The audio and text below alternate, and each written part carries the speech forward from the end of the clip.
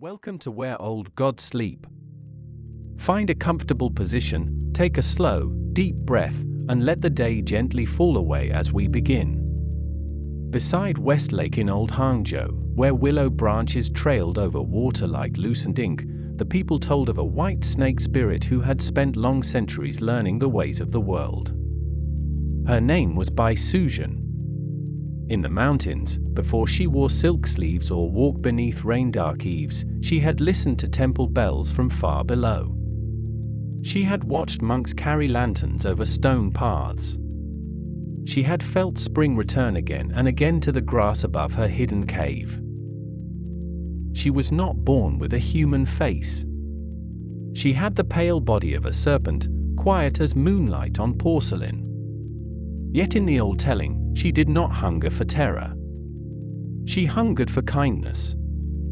She wanted to understand why human voices trembled when they prayed, why one hand reached for another in rain, why grief made the tea in a house go cold. So she cultivated herself through years no calendar held. She learned restraint. She learned healing herbs. She learned how to bow without pride. At last, when the lake lay silver beneath a soft rain, she came down in the form of a woman. Her companion, the green snake Xiaoqing, walked beside her, quicker in spirit, laughing under a paper umbrella. On a bridge blurred by mist, Bai Suzhen met Xuxian, a young man with a mild face and a bundle of medicines tucked beneath his arm. He lent the women his umbrella. It was a small mercy, no larger than a folded wing, but the lake remembered it. They married. In Hangzhou, their little medicine shop smelled of dried chrysanthemum, angelica root, damp wood, and rice paper. Bai Suzhen mixed remedies for the poor, and Xuxian trusted the wisdom of her hands. Those who came fevered left cooled. Those who came weak left with broth and herbs. At night, the white snake spirit sat by the lamp and listened to her husband's breathing, as though human sleep were the most fragile music in the world. But some eyes looked at gentleness and saw only disguise. The monk Fahai, keeper of a stern temple, believed that the order of heaven had been crossed. To him, a snake spirit could not be wife, healer, mother, or keeper of a house. A serpent was a serpent. A demon was a demon. So he came with his begging bowl and his iron certainty, and the rooms that had been warm with quiet living filled with the cold of accusation. The turn came at the Dragon Boat Festival, when Rusalka wine, bright and bitter, was poured to drive away spirits. Bai Suzhen drank, though she feared what it would reveal. The old nature within her, forced into the light, unfolded. For a moment, where the beloved woman had sat, Xuxian saw the white serpent. Not a lunging horror, but a vast pale body coiled in distress, eyes clouded with shame and longing. Still, fear struck him down. Bai Suzhen crossed mountains and stole a life-restoring herb to bring him back. She fought not for conquest, but for the little house, the medicine drawers, the unborn child, the ordinary mercy of being allowed to love. Yet Fahai's power rose like a wall. At last, beneath the Lei Feng pagoda, she was sealed away. Stone pressed above her. Bells rang overhead. Her name became a warning in some mouths, a sorrow in others. But Westlake kept a different memory.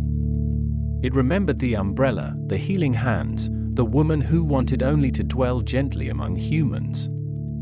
The monster in the story had once been, and remained, a creature reaching toward tenderness. May the lake hold its silver stillness beside you as you sleep. From the pale bridge of Hangzhou, the night follows another water, darker and lined with reeds, where a song waits beneath a willow. Along the old Slavic rivers, where the Dnieper widened under the moon and the reeds whispered against one another, people spoke softly of the Rusalki. They were water spirits, pale in the dusk, their hair loose and wet, their songs drifting over the banks when the village fires burned low. In some places, mothers warned children not to wander close to the river in spring. In others, girls left wreaths upon the current, asking the water to carry their wishes kindly. But a Rusalka was not always a thing of fear. Once, the story said, she had been a daughter of a village. She had carried linen to the river stones. She had known the scrape of wooden buckets, the smell of rye bread cooling on a shelf, the rough kindness of a grandmother's hand smoothing her hair. She had laughed beneath birches when the thaw came. She had tied red thread around her wrist for luck. Her name changed from village to village, so the river kept it for her. In one telling, she was a quiet young woman who loved the sound of water more than the sound of wedding songs. In another, she had been promised to a man whose house felt colder than the riverbank. In another, grief came too early, and no one found words gentle enough to hold her. However the tale was shaped, it always carried the same sadness. She crossed from human breath into water before her life had opened fully. The river received her. It did not speak with blame. It wrapped her in silt, reeds, moonlight, and slow green shadow. When she rose again, she was changed. Her feet no longer pressed prints into the mud. Her hair would not dry. Her dress clung to her like mist. Fish moved through the drowned hems. The villagers, seeing her from afar, called her Rusalka. Some crossed themselves. Some shut their shutters. Some remembered the girl who used to sing while rinsing cloth.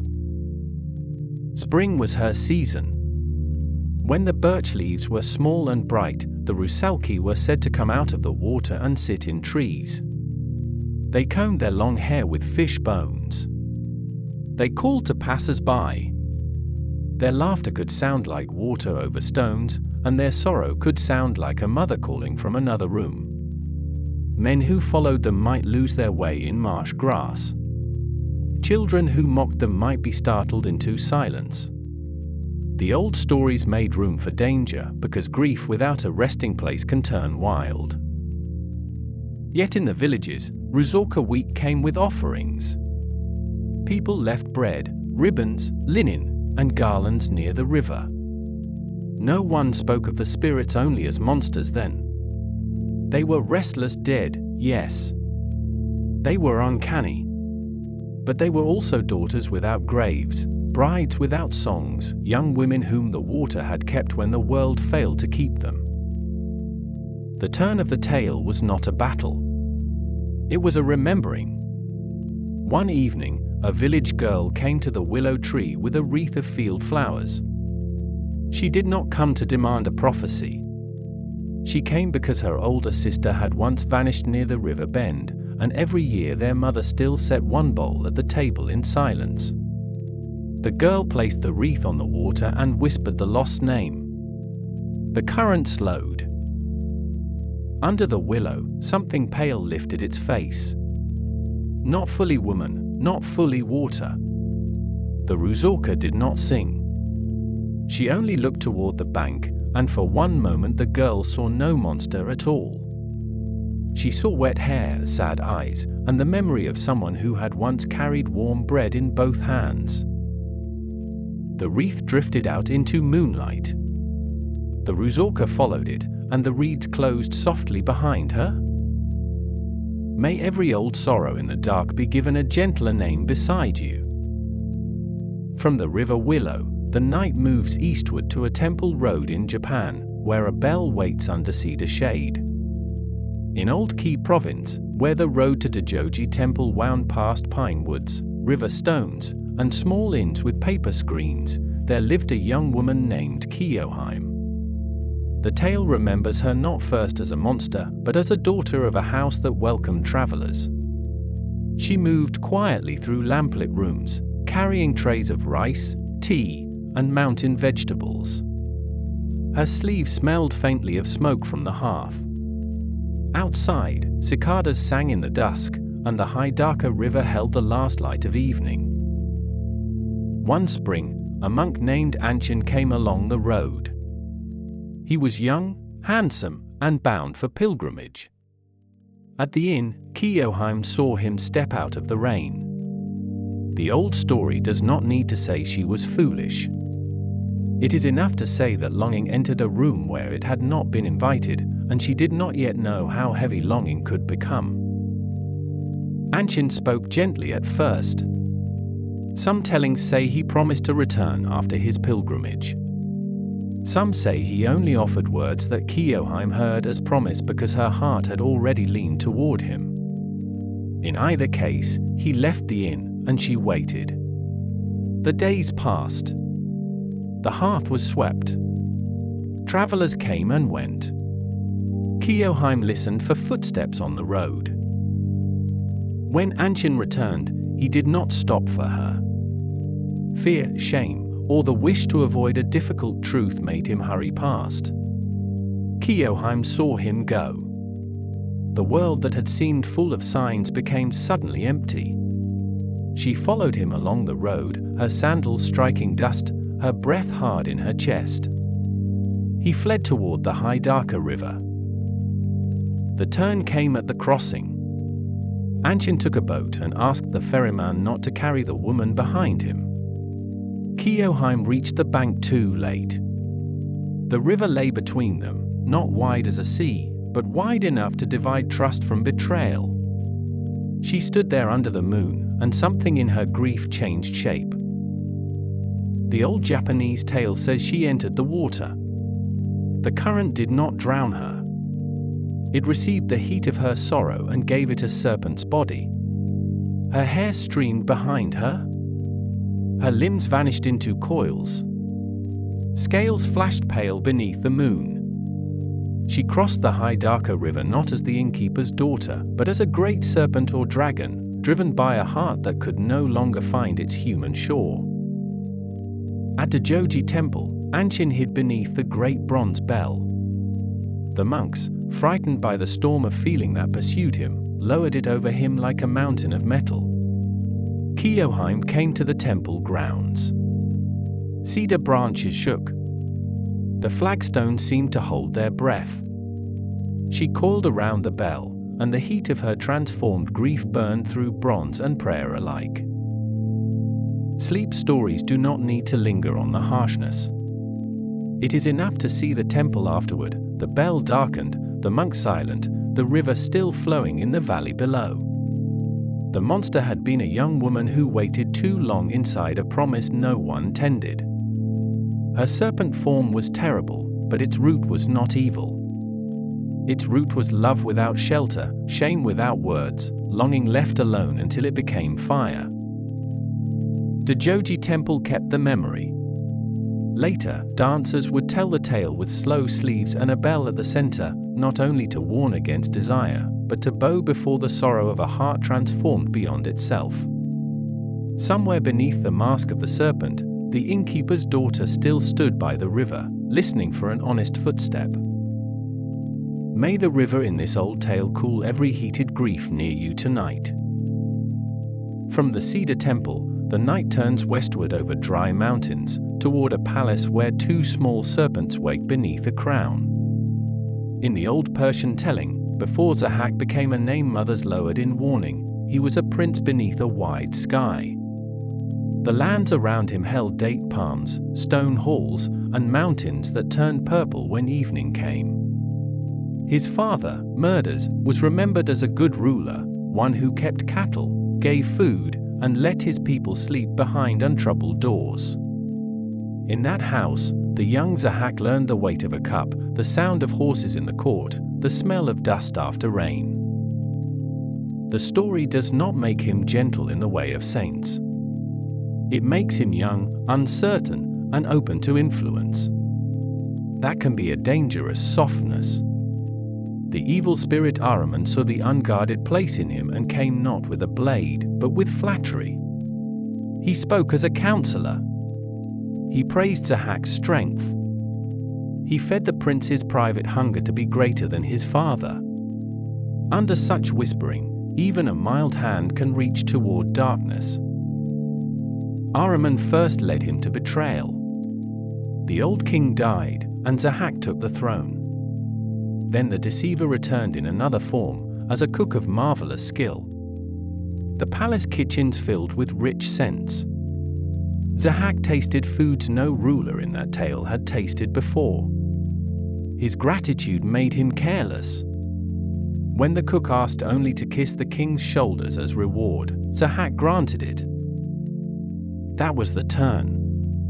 Where the kisses fell, 2 black serpents rose from his flesh. They lifted their heads beside his neck, restless and cold-eyed.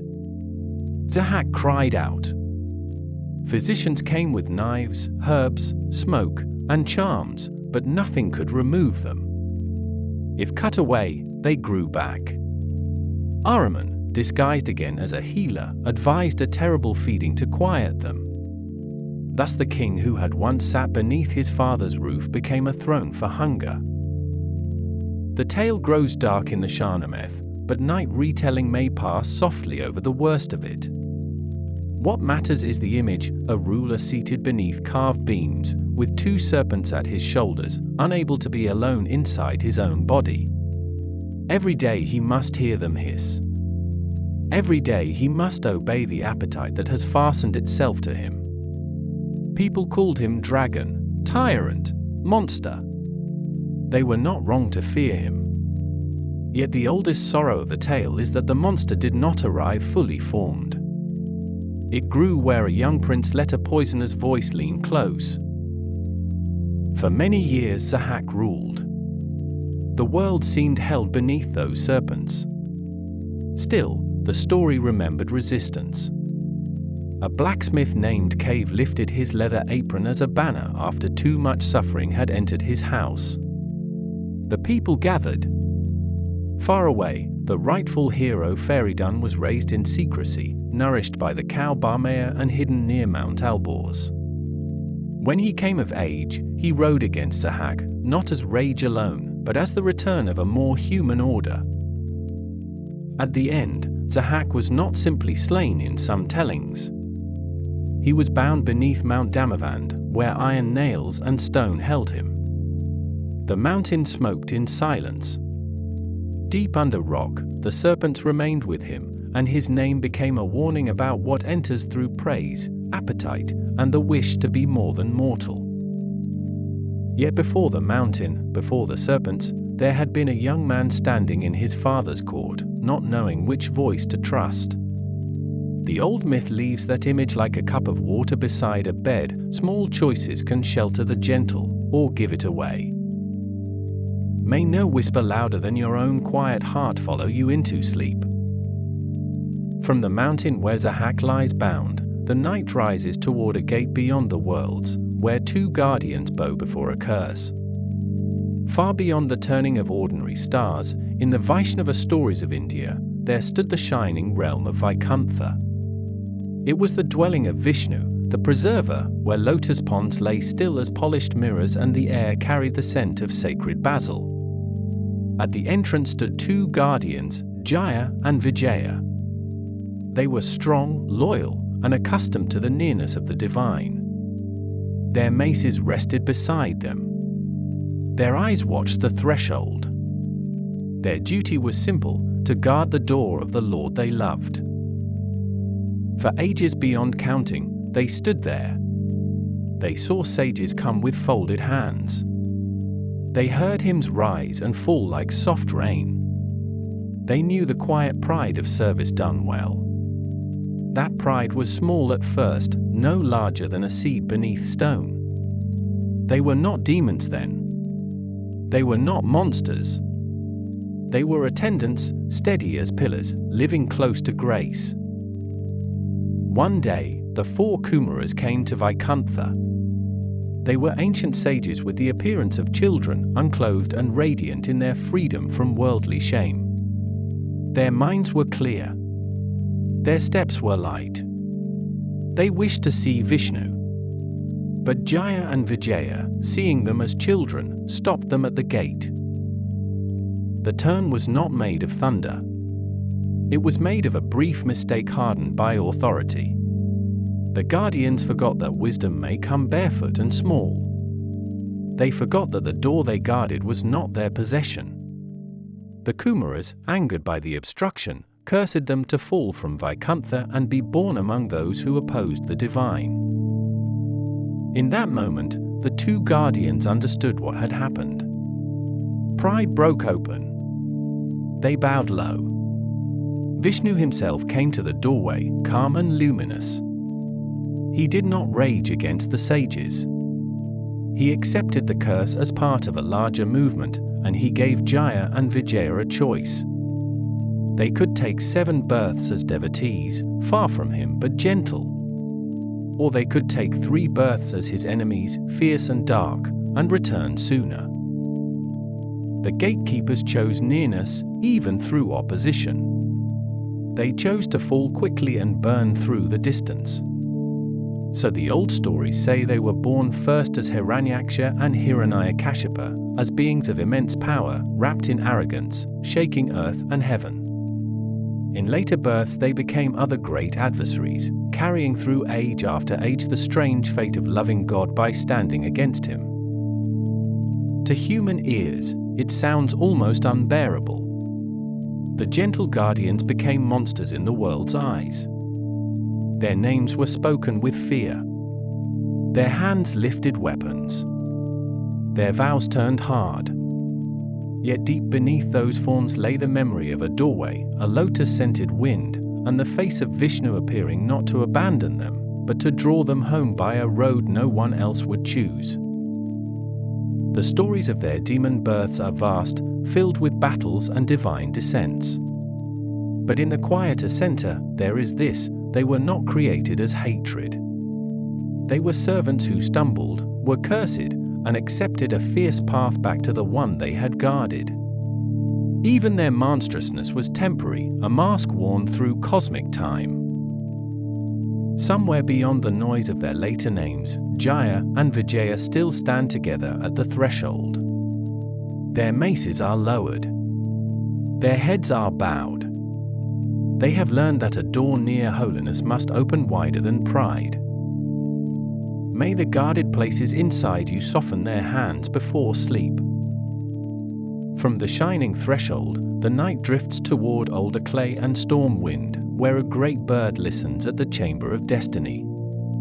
In Mesopotamia, where the Tigris and Euphrates carried silt through reed beds and cities rose from sun-baked brick, the old scribes pressed the story of Anzu into clay. Anzu was no small bird.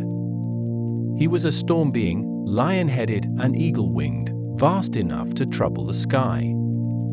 His wings could stir dark weather. His cry belonged to mountain passes and temple roofs before rain. Yet before he became the thief of destiny in the tale, Anzu stood near the divine order. He served at the chamber of Enlil, lord of wind and command. The place was not gentle in any human way. It held powers that measured kingship, flood, harvest, and the turning of days. Still, Anzu's task was close to trust. He watched. He waited. He listened to the breath of the god as Enlil washed, rested, and laid aside the tablet of destinies. Imagine him there in the dimness before dawn, feathers dark as storm cloud, claws folded on the threshold, eyes reflecting the small oil lamps of the sanctuary. Priests in the mortal cities might have feared his image, but at the doorway he was a keeper. The tablet was not his. The decrees of heaven were not his. Yet nearness can confuse the heart. A guard who hears secrets may begin to think the secrets have chosen him. The turn came in a quiet moment. Enlil set down the tablet of destinies. The powers inscribed upon it shone with an authority older than walls. Anzu looked upon it and desired not merely to guard fate, but to hold it.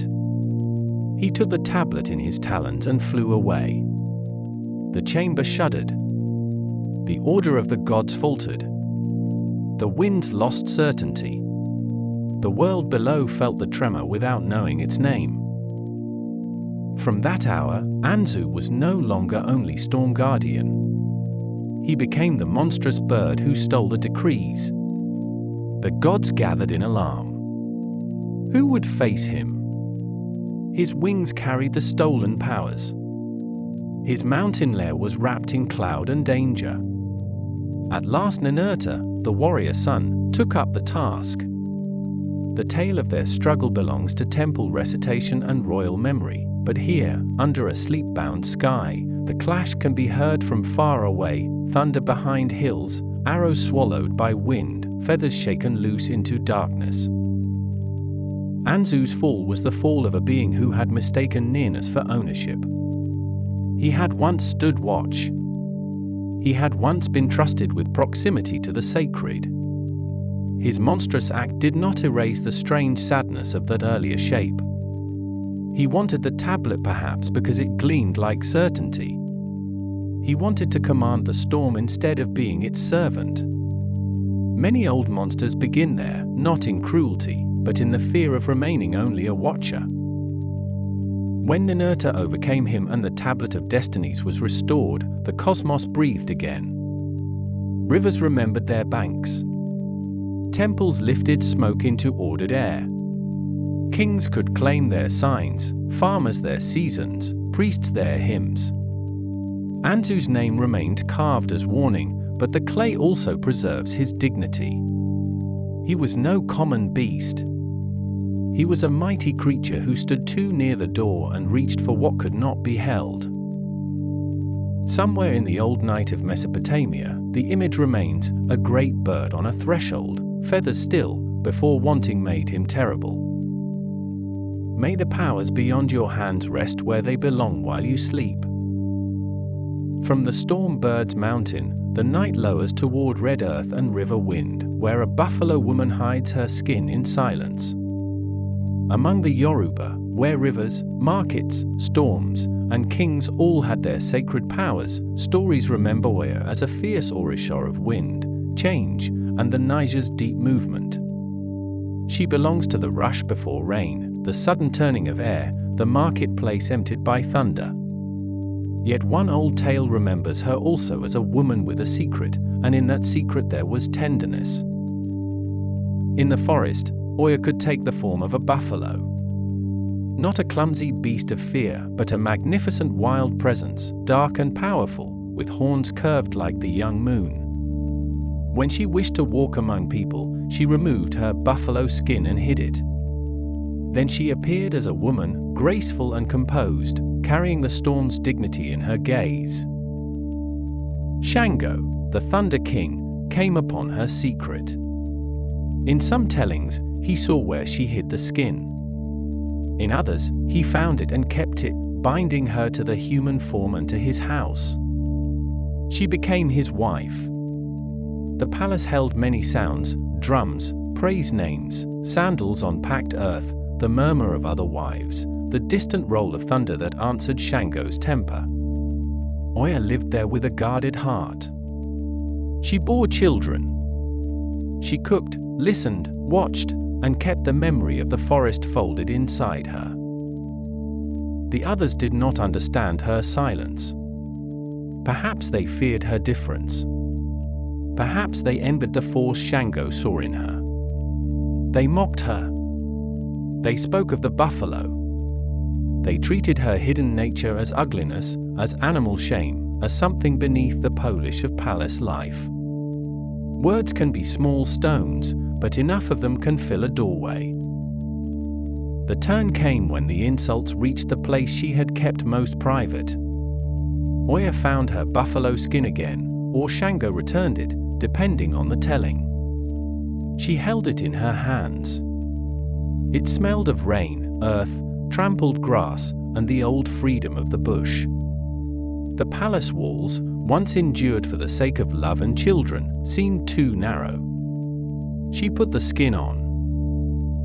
The woman became the buffalo. The ground knew her weight. The air changed around her.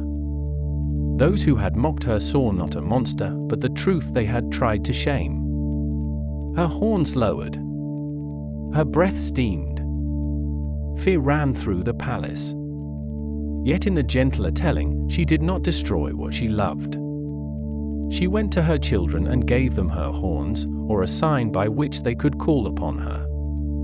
If danger came, if sorrow came, if they needed the mother who had left the palace but not abandoned them, they could remember her. Then Oya returned to the wild.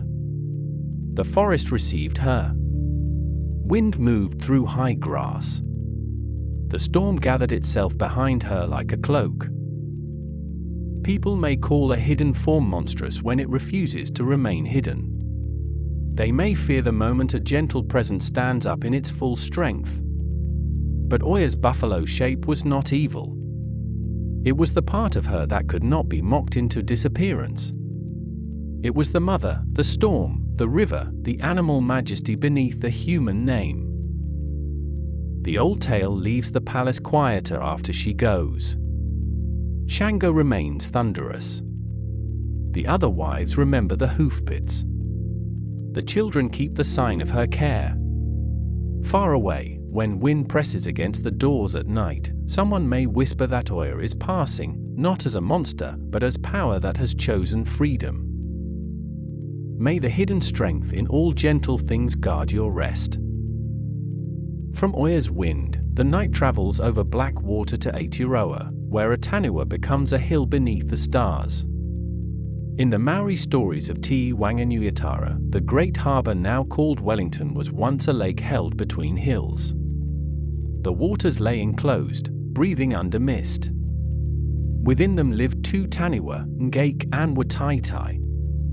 A tanua could be feared, honoured, or called upon as guardian. It might dwell in deep water, caves, dangerous bends of a river, or places where the land remembered an old force. To strangers, such a being could sound like a monster.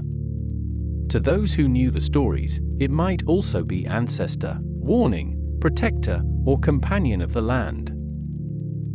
Ngake was restless. He looked toward the south, where he sensed the open sea beyond the barrier of earth. Whātaitai was quieter. He remained near the shallows and the gentle edges of the lake. The story does not make him cruel.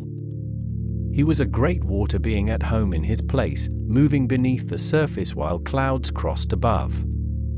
In the evenings, the hills darkened around him like cupped hands. But restlessness can move through one creature and change the world for another.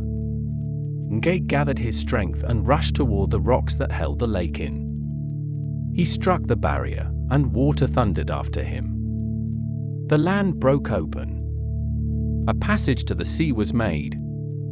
The enclosed lake became a harbor, breathing tides. Whātaitai saw the waters draw away. Perhaps he followed too late. Perhaps he tried to leave through another side and found himself stranded as the lake changed around him. The old names of the land hold the memory, the place of his struggle, the place where his body came to rest. He could not return to the deep water that had known him. The great tanua lay upon the shore, and in time his body became land. That was the turn, not from goodness to wickedness, but from living creature to feared shape in the landscape. What had moved gently underwater became a ridge, a hill, a sign. People later saw the land rising and remembered Whātaitai beneath it. His breath was gone, but his presence remained. The harbor's edge carried him. The story turned geography into memory, and memory into kinship. In some tellings, his spirit left in the form of a bird, Te Kio, who flew up from the body and wept over the harbor. That detail is soft as a feather placed on stone. It says the tanua was not merely a bulk of power. He had a spirit that could grieve, depart, and call across changed waters. He was not only the monster beneath the lake. He was the being who lost his home when another broke open the way to the sea. The night wind over Te Whanganui-a-Tara still moves between hill and harbor. It touches water first, then grass, then stone. The old story teaches without explaining itself too much. Some monsters are what remain when a place changes faster than a heart can follow. Some feared shapes in the land are the bodies of beings who once belonged there in peace. Under moonlight, Whātaitai is a sleeping hill. Ngake's passage is open to the sea. Tides enter and leave. The harbor remembers both the restless one who broke free and the quiet one who could not move in time. In that remembering, the word monster loosens. It becomes older, deeper, less certain. May every changed place within you find a shoreline calm enough for rest. From the harbor hill, the night crosses to Ireland, where a grave under Hawthorn holds a bride's unfinished sorrow. In Irish folklore, near the old earthworks and thorn trees of Waterford, people told of the Dig Dew, the red one beneath the grave. Later mouths made her into a creature of fear, a woman who rose from the earth with a thirst that belonged to the unquiet dead. But before the grave, before the warning, before the stone was placed over her resting place, she was remembered as a young woman of great beauty and a heart not yet hardened by sorrow. Her father wanted wealth. That is how many small tragedies begin in old stories, not with thunder, but with a bargain made in a room where no one asks the gentle what they can bear. She loved a young man of modest means, a musician or simple lover depending on the telling, someone whose presence made the field seem wider. But her father gave her instead to a rich husband, harsh and cold. The marriage house had fine cups, heavy doors, and no kindness in its walls. The young bride faded there. She wore good cloth. She sat at polished tables. She heard laughter that did not include mercy. Outside, the hawthorn bloomed and shed its petals. Inside, grief gathered in her like winter water.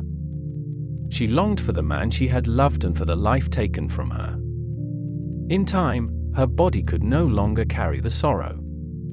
She was buried near Strongbow's tree, the old tale says, and the clay closed over her. Had the living mourned her tenderly, perhaps the story might have ended with a lament. But neglect followed her into death. Those who had used her beauty for gain did not keep her memory with care. The grave was left with anger still inside it. In Irish belief, the dead who are not properly held by prayer, love, or ritual may grow restless. The earth is not always enough to quiet a wrong. The turn came on a night when the moon lay thin over the fields. The bride rose. The tale gives her a monstrous name, Dig Dew, and says she sought life from the living. Sleep need not dwell on the terror of that. It may look instead at the figure standing beside the hawthorn, white dress darkened by soil, hair loosened from bridal pins, eyes full not of simple evil, but of a hunger to take back what had been taken from her. The people feared her, and fear has its reasons. A restless spirit can harm the doors it returns to. Each year, they placed stones over her grave to keep her down. The stones were heavy with caution. Yet beneath them lay the memory of a girl who had wanted only to love freely. The monster was made from betrayal, greed, and a house without tenderness. This does not excuse the haunting. Old stories are wiser when they do not turn pain into permission. But they ask listeners to see the path by which a gentle being becomes unquiet. They ask why the living waited until after death to place weight upon her, when no one had placed protection around her in life. Under the hawthorn, petals fall without judgment. The grave remains. The name Dig Dew passes through the dark like a warning bell. Still, if the night is very still, the tale behind the warning can be heard. Not every feared thing began with malice. Some began with a door locked against love. May the stones over old grief grow light enough for peace beside you. From the Irish thorn tree, the night follows the sound of a serpent through Indian forest shade, where a fallen king learns to wait. In the Indian epic tradition, Nahusha was not first remembered as a serpent. He was a king of the lunar line, noble in birth and bright with merit. His sacrifices rose in clean smoke. His fame moved through kingdoms. When the gods needed a ruler of heaven after Indra withdrew from sight, Nahusha was chosen to sit for a time upon the celestial throne. He entered heaven with the fragrance of offerings still around him. The halls of the gods shone with a light no earthly palace could hold. Gandharvas sang. Apsaras moved like river mist. The throne of Indra stood before him, and for a while Nahusha ruled with the strength earned by his former virtue. This is important in the old tale. He was not a monster waiting to be revealed. He had done good. He had gathered power through discipline and kingship. The gentle part was real. But heaven is a dangerous place for a human ego. Praise came to him. Splendor surrounded him. The sages themselves bore his presence. The more he was lifted, the less he remembered the ground. Desire entered. Command sharpened. He wished for Indra's queen, Saki, though she belonged to another and to a sacred order he had no right to break. Saki, wise and careful, asked him to come to her in a palanquin carried by the great sages. It was a delay, a test, and a protection.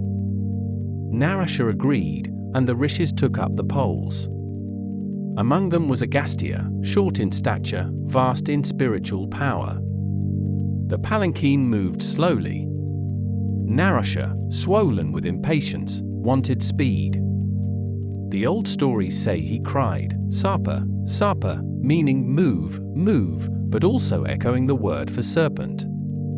Then, in his arrogance, he touched or kicked Agastya with his foot.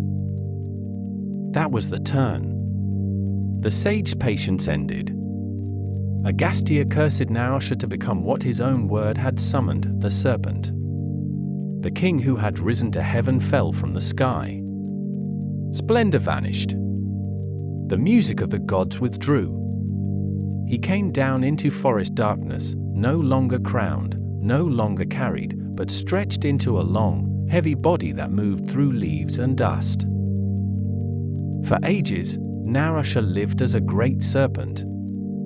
In the Mahabharata, he later encountered Yudhishthira, the eldest of the Pandavas, in the forest.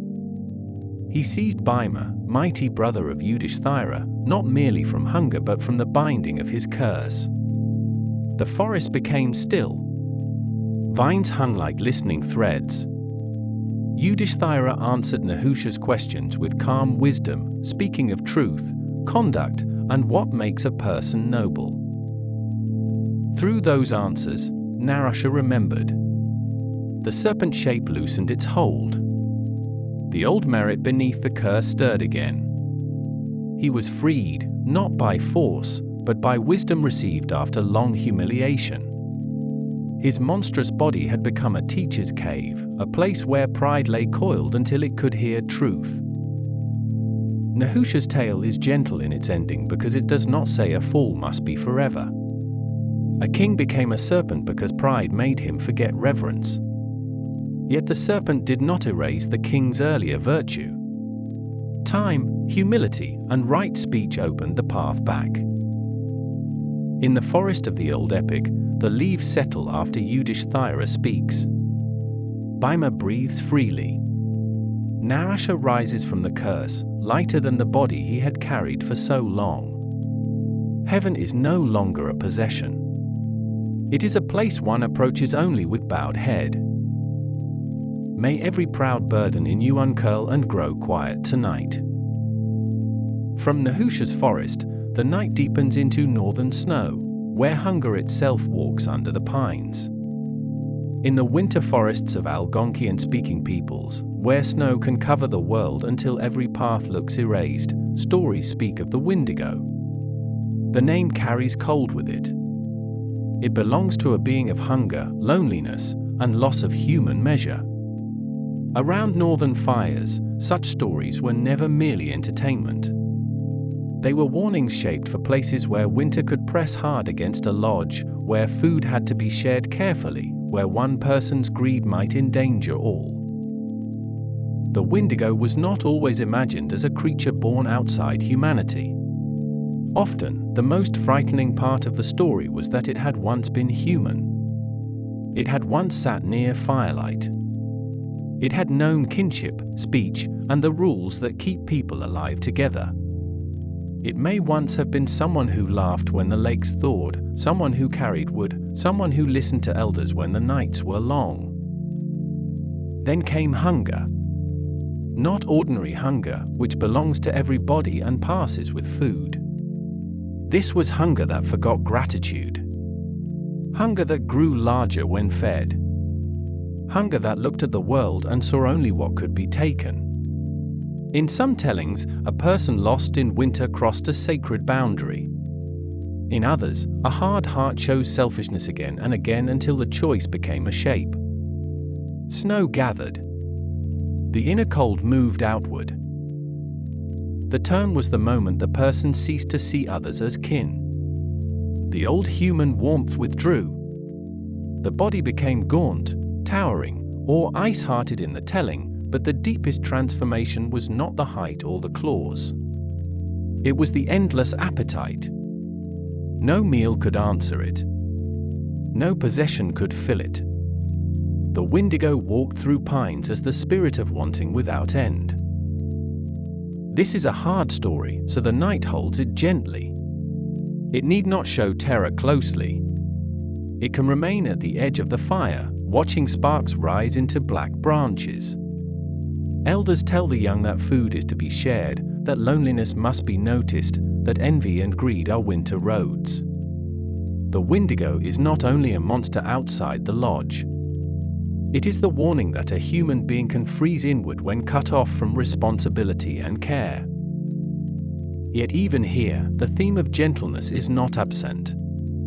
The warning matters because the lost one was once part of a circle. The grief of the tale lies in the distance between the person by the fire and the figure in the trees. A monster made of hunger is frightening because it shows what becomes of the human when no warmth is guarded. Some traditions tell of healers, ceremonies, or brave acts that confront Wendigo sickness. The language must be treated with respect, for these stories belong to living peoples, not to idle fear. At their quietest, they teach that the opposite of the Wendigo is not heroism with a loud voice. It is a bold pass to another.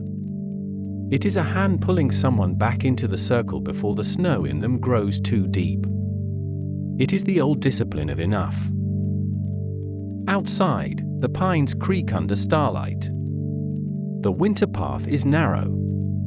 Inside, the fire is low but shared.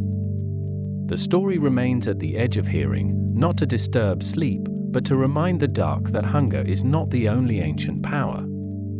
Care is ancient too. May the fire of enough burn small and steady beside you.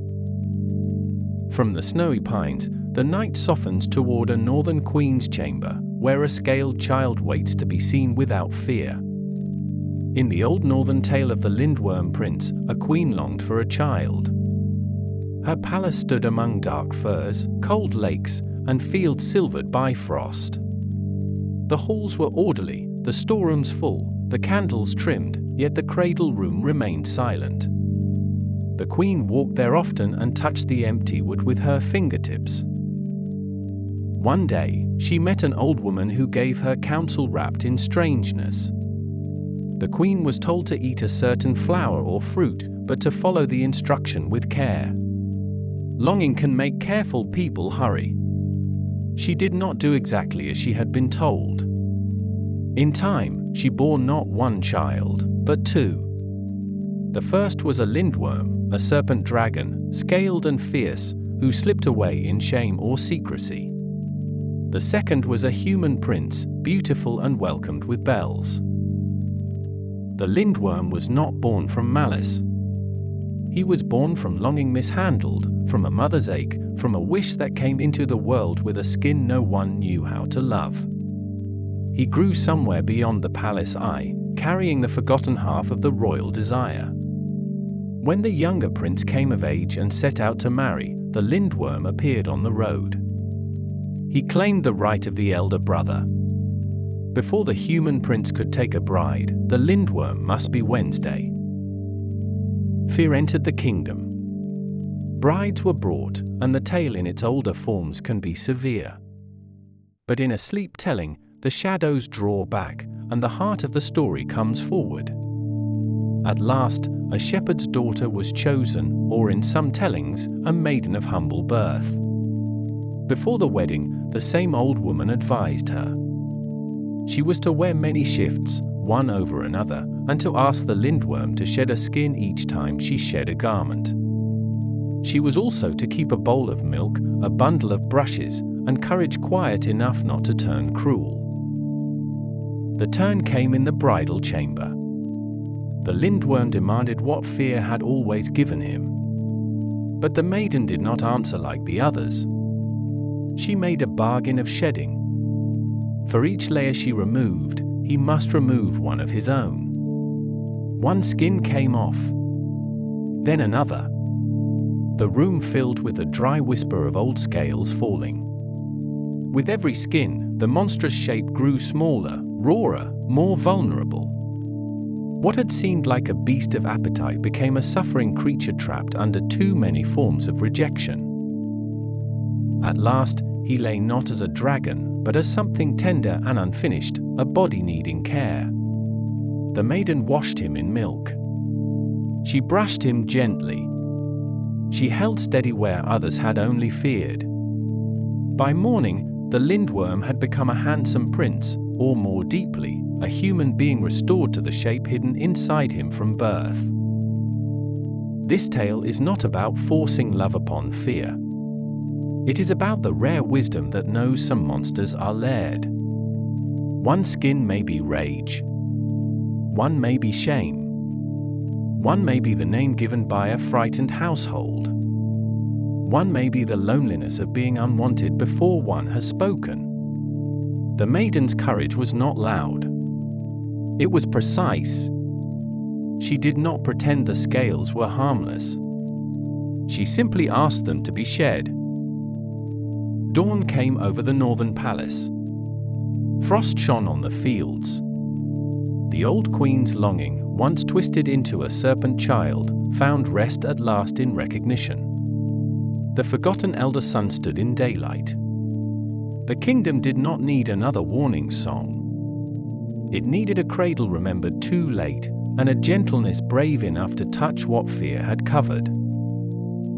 May every hard skin around your heart fall away softly in the dark. And so the night closes where it began, beside the old gods, the old rivers, and the quiet knowledge that even a feared shape may be guarding a forgotten tenderness. Thank you for spending this hour with Where Old Gods Sleep. If this brought you a moment of peace, consider subscribing. Rest well and sleep deeply.